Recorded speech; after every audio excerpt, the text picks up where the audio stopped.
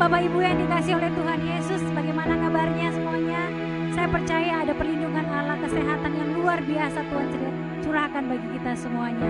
Saatnya kita siapkan hati kita masuk dalam hadirat Tuhan, memuji dan menyembah Tuhan yang hidup. Haleluya Yesus. El Shaddai, El Shaddai, Allah Maha Kuasa. Dia besar, Dia besar, El Shaddai mulia. Katakan El Shaddai, El Shaddai, El Shaddai, Allah Maha Kuasa. Berkat-Nya berlimpah, El Shaddai, El Shaddai, El Shaddai, Allah Maha Kuasa. Dia besar, Dia besar, El Shaddai mulia, El Shaddai, El Shaddai, El Shaddai, Allah Maha Kuasa. Berkat-Nya berlimpah, El Shaddai. Berkat-Nya berlimpah, El Shaddai. Kami percaya bahwa berkat Allah ada dalam kehidupan kami Tuhan. Kami menikmati hari-hari hidup kami karena cinta kasih Tuhan. Saatnya kami akan memuji dan menyembah Engkau, mendengarkan firman Tuhan pada hari ini Tuhan. Kami percaya lawatan Allah terjadi ketika kami memuji, menyembah Engkau di rumah. Terima kasih Tuhan, hanya di dalam nama Tuhan Yesus kami berdoa dan mengucap syukur. Haleluya. Amin.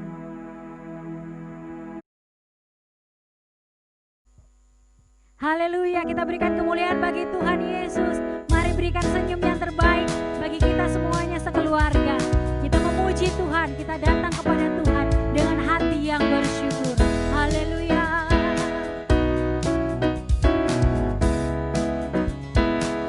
Sama-sama nyanyikan. Datanglah ke bait-Nya dengan hati bersyukur, ke dalam pelataran-Nya dengan hati bersuka. Rasakan dan lihatlah betapa baiknya Tuhan bagi yang berlindung padanya. Akan bersorak-sorai, akan bersorak-sorai. Bersyukurlah kepada Tuhan,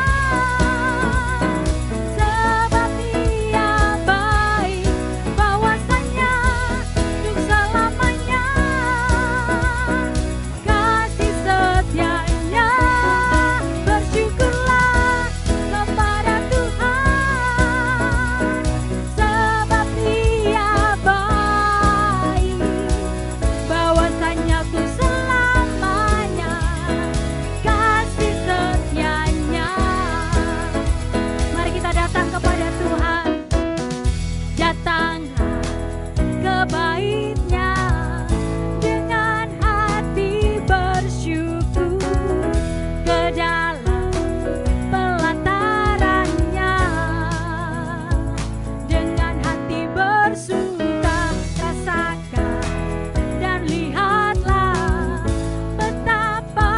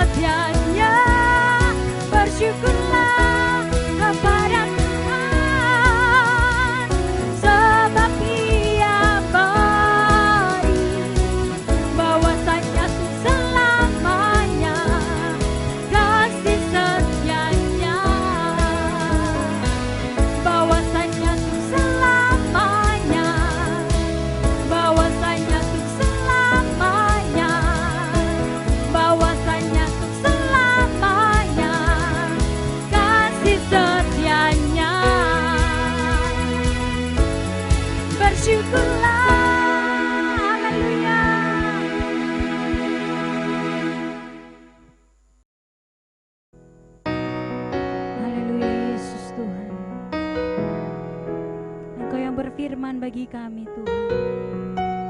Dan kami hidup oleh firman Yesus. Apapun yang terjadi dalam hidupku ini, tak pernah ku ragukan kasih-Mu Tuhan. Lewat gunung yang tinggi, dalam lembah yang curam, tak pernah ku ragukan janji-Mu Tuhan. Kau berfirman dan selamatkanku, Kau bersabda dan selamatkanku. Tiada yang mustahil bagimu, Yesus, ku percaya padamu. Mari kita sama-sama nyanyikan bagi Tuhan Yesus. Apapun yang terjadi dalam hidupku ini, tak pernah ku ragukan kasih-Mu Tuhan. Lewat gunung yang tinggi, dalam lembah yang curam, tak pernah ku ragukan janji-Mu Tuhan. Kau berfirman dan sembuhkanku, Kau bersabda dan selamatkanku. Tiada yang mustahil bagimu, Yesus, ku percaya padamu. Kau berfirman dan sembuhkanku, Kau bersabda dan selamatkanku. Tiada yang mustahil bagimu, Yesus, ku percaya padamu. Tiada yang mustahil bagimu, Yesus, ku percaya padamu. Tiada yang mustahil, tiada yang mustahil bagimu, Yesus, ku percaya padamu. Haleluya, kami percaya hanya padamu Tuhan. Tiada seperti Engkau, Allah segalanya, Raja segala raja. Kami menyembah-Mu. Terima kasih Tuhan, karena kasih-Mu kekal selamanya. Haleluya, oh, Yesus Tuhan, hanya bagi-Mu. Mari kita siapkan hati kita.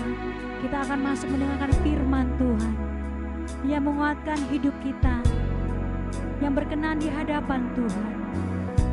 Terima kasih Yesus Tuhan. Kau berfirman dan sembuhkanku, Kau bersabda dan selamatkanku. Tiada yang mustahil bagimu, Yesus, ku percaya padamu. Kau berfirman dan selamatkanku, Kau bersabda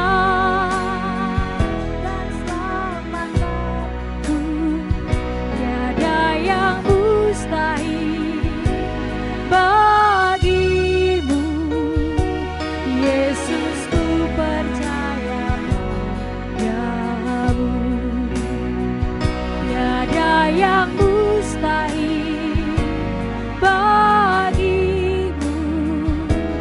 Yesus ku percaya pada, tiada yang mustahil, tiada yang mustahil bagimu.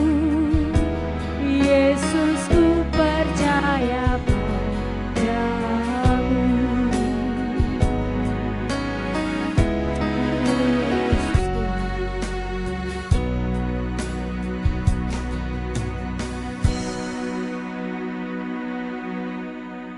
Saudara-saudara, ketika kita berbicara tentang sistem pelayanan pekerjaan Tuhan, maka ada dua sistem yang ditetapkan dalam pekerjaan Tuhan tersebut. Karena ketika kita berbicara pelayanan, maka sasaran pelayanan ada dua sasaran. Yang pertama adalah sasaran internal, yaitu kepada orang-orang yang sudah percaya, atau dalam bahasa lain adalah gereja. Jadi sasaran pelayanan adalah bagi internal orang percaya, yaitu kepada gereja, pelayanan terhadap gereja. Nah, sasaran kedua dalam pelayanan adalah dunia atau sasaran eksternal, orang yang belum percaya, yaitu dunia. Karena itu saudara-saudara, ketika kita berbicara tentang pelayanan atau ketika kita berbicara tentang pekerjaan Tuhan, maka ada dua sasaran besar yang ditetapkan dalam pekerjaan Tuhan. Sekali lagi, pertama secara internal kepada orang percaya atau gereja, dan kedua adalah sasaran eksternal kepada orang yang belum percaya alias dunia. Karena itu saudara-saudara, ada dua sistem pelayanan yang ditetapkan oleh Alkitab dalam pekerjaan Tuhan kita. Nah, yang pertama kita akan masuk kepada sistem pelayanan yang pertama. Apakah sistem pelayanan pertama yang ditetapkan dalam kerajaan Allah bagi pekerjaan Tuhan kita? Yang pertama adalah pembangunan tubuh Kristus. Ya, jadi ini saudara adalah sasaran pertama atau sistem pertama yang wajib ditetapkan bagi pekerjaan Tuhan. Dalam bahasa lain saudara, dalam bahasa yang lebih sederhana, apakah tujuan kita pelayanan bagi gereja? Apa sasaran kita untuk melayani di dalam gereja bagi sesama orang percaya? Maka sasaran pelayanan kita semata-mata adalah membangun tubuh Kristus, karena gereja adalah tubuh Kristus dan Kristus sendiri adalah kepala. Nah, oleh karena itu kebutuhan Kristus bagi gereja supaya gerejanya bisa menjadi tubuh bagi Dia. Kalau saudara dan saya melihat begitu banyak ayat di dalam Alkitab di mana diungkapkan bahwa kita semua adalah anggota tubuh dan kita semua adalah bagian tubuh, dan tugas kita bersama adalah untuk membangun tubuh bagi Kristus yang adalah kepala. Karena itu, apa sesungguhnya harapan Kristus bagi gerejanya? Harapan Kristus, saudara, atau harapan tertinggi dari Kristus bagi gereja adalah supaya gereja bisa menjadi tubuh bagi Dia. Sesungguhnya itu adalah tujuan, itu adalah impian utama Kristus, kehendak utama Kristus bagi gerejanya.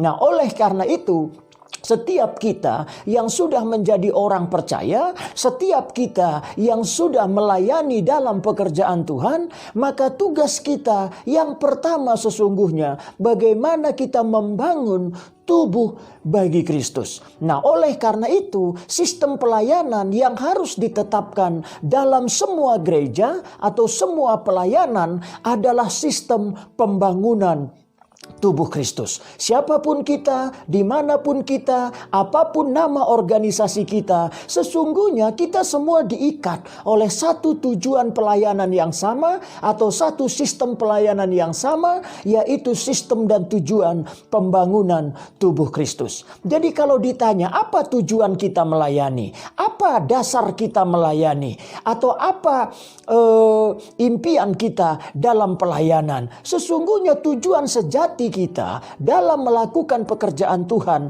adalah kita bersama-sama membangun tubuh bagi Kristus yang adalah kepala. Jangan keluar dari sistem ini, saudara. Jangan keluar dari prinsip ini. Karena itu, jangan mengelola gereja, jangan mengelola pelayanan seperti mengelola perusahaan. Jangan mengelola gereja dan pelayanan seperti mengelola organisasi. Jangan mengelola gereja atau pelayanan bahkan hanya seperti lembaga sosial. Sesungguhnya impian, rencana, cita-cita Kristus bagi seluruh gereja adalah supaya seluruh gereja, seluruh orang percaya bisa menjadi tubuh bagi Dia. Ini adalah kebutuhan Kristus itu sendiri. Nah, sekarang bagian kedua, saudara, bagaimanakah cara kita untuk membangun tubuh bagi Kristus? Bagaimana sistem pembangunan tubuh Kristus? Kita akan melihat firman Tuhan.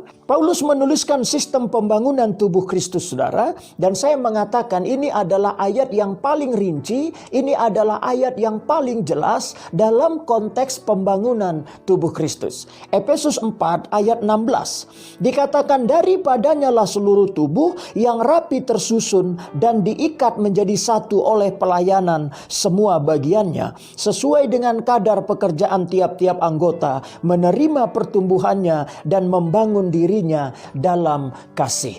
Ayat ini adalah ayat yang paling terperinci tentang pembangunan tubuh Kristus. Jadi bagaimanakah cara kita membangun tubuh Kristus? Ada 4 unsur di dalam ayat tersebut. 4 unsur ini adalah cara membangun tubuh Kristus. Yang pertama adalah saling menerima. Ya, jadi cara kita satu dengan yang lain untuk membangun tubuh bagi Kristus adalah kita atau gereja atau semua orang percaya harus memiliki spirit saling menerima. Jangan saling menolak, saudara. Kenapa kita harus saling menerima? Karena tadi ayat itu dibuka, kita semua datang dari Tuhan. Kita semua diselamatkan oleh Tuhan. Saudara pasti percaya diri saudara di dalam rencana Tuhan sehingga kita diselamatkan. Nah, hal yang sama kita harus percaya bahwa orang lain juga ada dalam rencana Tuhan sehingga dia juga diselamatkan. Karena itu spirit dalam gereja, spirit dalam orang percaya seharusnya terbangun spirit saling menerima.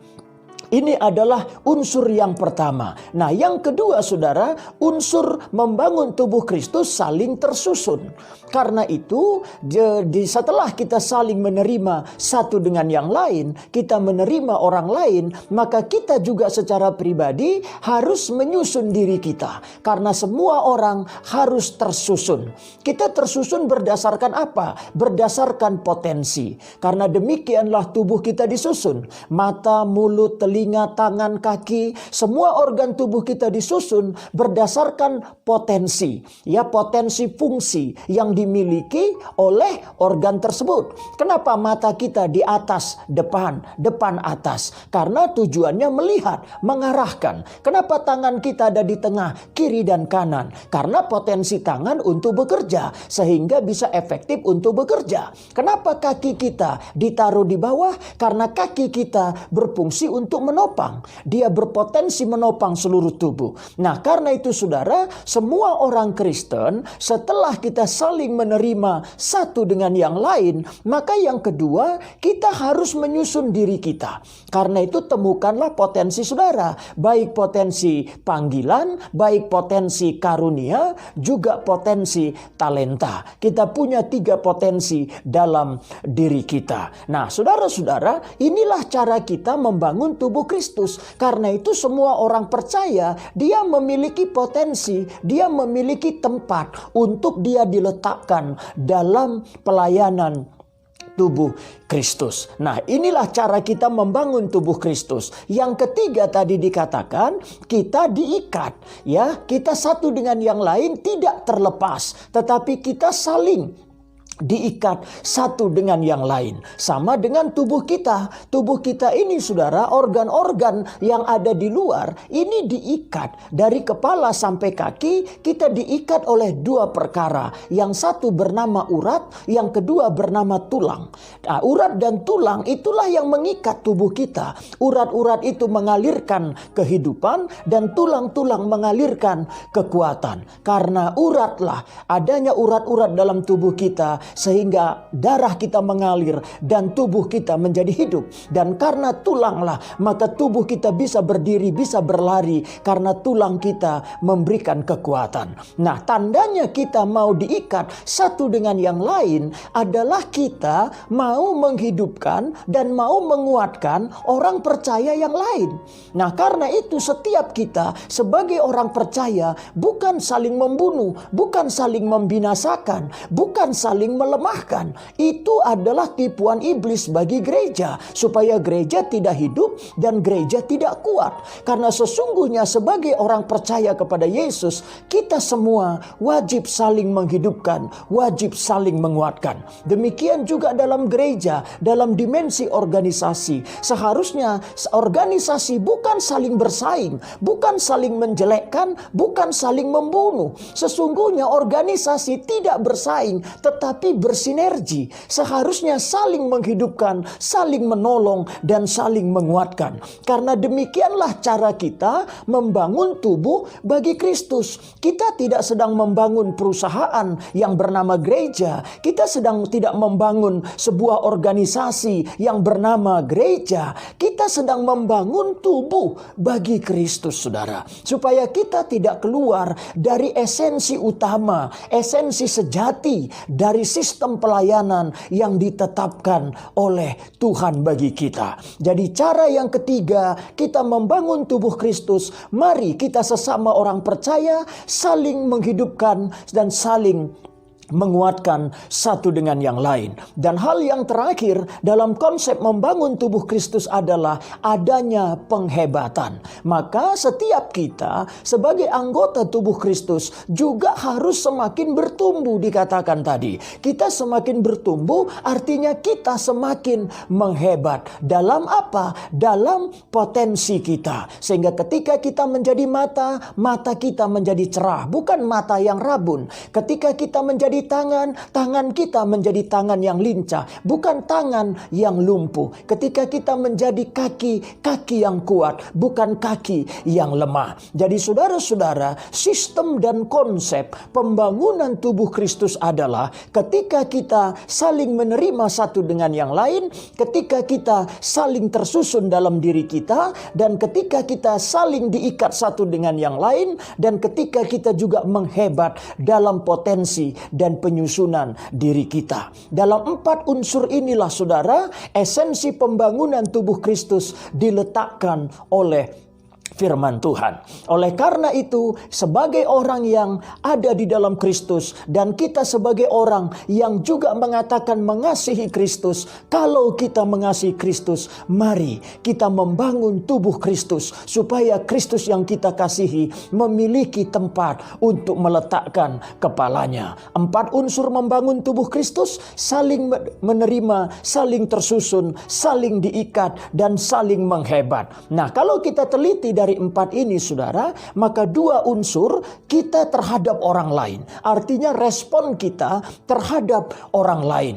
Karena itu saling menerima dan mau diikat, itu 2 respon terhadap orang lain. Jadi kepada orang yang di luar diri kita, kepada orang percaya yang lain, maka spirit kita menerima dia dan kita menguatkan, membangun, menghidupkan kehidupannya. Sekali lagi itu respon kita untuk orang percaya di luar diri kita. Nah, 2 unsur kepada pribadi kita, yaitu kita wajib tersusun, menyusun diri kita berdasarkan potensi kita, dan tambah hari tambah tahun kita menghebat, semakin hebat, semakin luar biasa dalam penyusunan diri kita. Jadi dari 4 unsur yang ada dalam membangun tubuh Kristus, 2 respon kita terhadap orang lain, Dan 2, respon kita terhadap diri kita. Nah, semua ini kita lakukan bukan karena kepentingan diri kita, saudara, dan bukan karena kepentingan orang lain.